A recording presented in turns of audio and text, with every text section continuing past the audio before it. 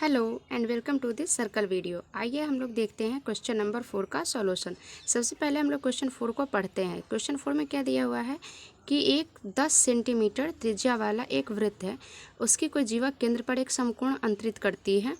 निम्नलिखित के क्षेत्रफल ज्ञात कीजिए, जिसमें दिया गया है संगत लघु वृत्तखंड और दूसरा में क्या दिया गया है संगत दीर्घ त्रिज्यखंड। ठीक है, एक इसी का हम लोग इंग्लिश में देखते हैं इस क्वेश्चन को। इंग्लिश में क्वेश्चन क्या कहती है, the chord of a circle has radius 10 centimetre, makes an angle 90 degree, find area of first minor segment, second major sector. ठीक है, पहले देखिए हम लोग किसको पहले समझते हैं कि ये चीज़ें हैं क्या। ठीक है, सबसे पहले हम लोग क्या करेंगे, एक सर्कल को ड्रॉ करेंगे।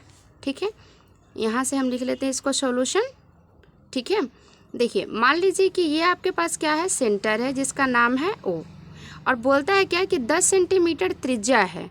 तो चलिए मान लेते हैं कि ये हमारा एक त्रिज्या है और एक हमारा ये त्रिज्या है। इसका मान कितना है 10 सेंटीमीटर, इसका मान कितना है 10 सेंटीमीटर। ठीक है, तो यहाँ पर क्या है, ये हमारा एक जीवा है, एक कॉर्ड है।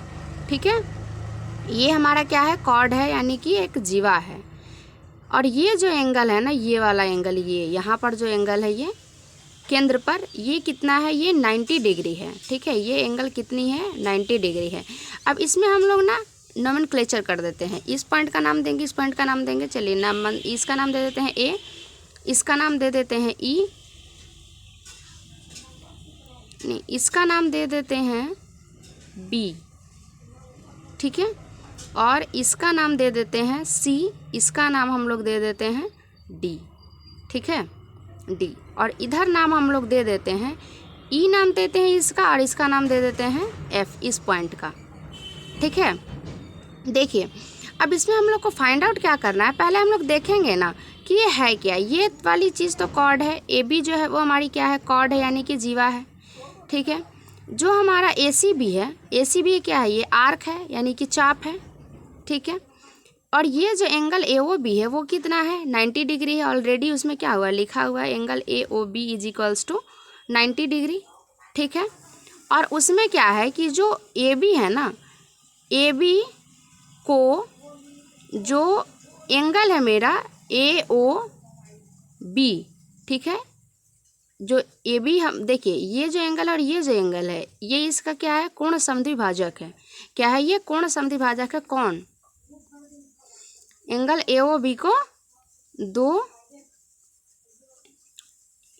ए बी को एंगल ए ओ बी नहीं, एंगल ए ओ बी नहीं डिवाइड करती है।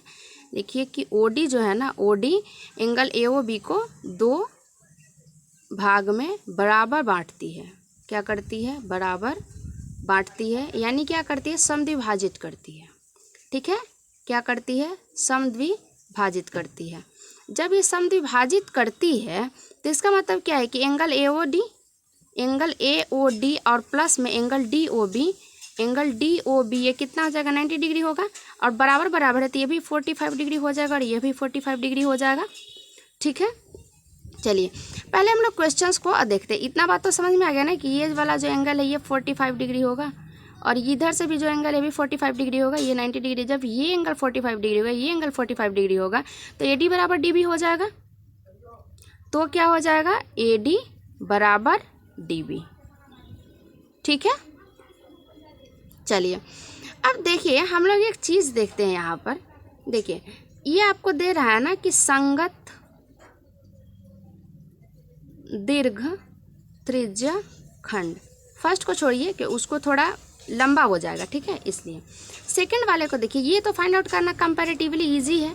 अब क्यों है ये देखिए, हमसे क्या पूछा जा रहा है, त्रिज्यखंड के बारे में पूछा जा रहा है। ठीक है, तो त्रिज्यखंड क्या हो जाएगा, एक साइड से, दो साइड से त्रिज्या से घिरा हुआ हो और एक साइड से आर्क से घिरा, उसको हम लोग त्रिज्यखंड कहते हैं। ठीक है, तो आपको ये चीज़ मिल रहा है, ये चीज़ ये मिल रहा है, ये वाली चीज़ है ना। तो त्रिज्यखंड हमें क्या ज्ञात करना है इसका।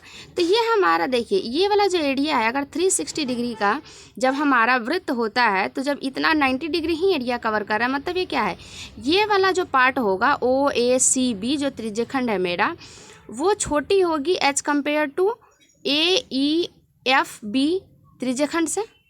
ठीक है, क्योंकि 90 डिग्री है तो ये जो बाकी जो मेरा 270 डिग्री इधर बच गया, इससे जो मिलेगा हमें त्रिज्यखंड, ये त्रिज्या और ये आर्क हो जाएगा। तो ये जो त्रिज्यखंड हो जाएगा वो हमारा क्या रहेगा, दीर्घ त्रिज्यखंड रहेगा, मेजर सेक्टर रहेगा।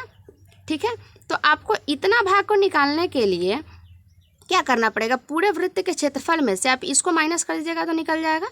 ठीक है।